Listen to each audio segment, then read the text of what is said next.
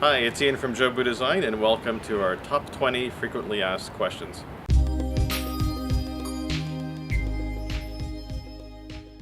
Question number 2.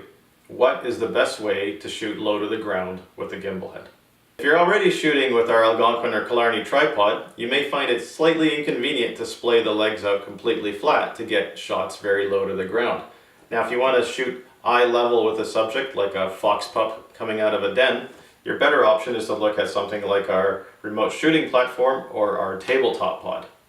The tabletop pod is slightly smaller, obviously, much easier to pack in a backpack, and the remote shooting platform is wide and stable and is great for using on a beanbag or shooting in the mud or off of a frisbee or the roof of your car.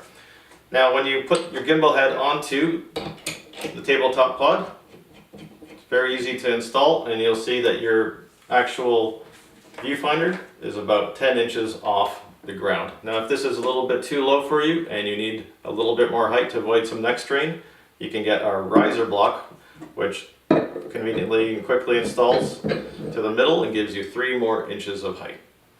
If you have any other questions, feel free to give us a call, send us an email, or leave your comments in the comment section below.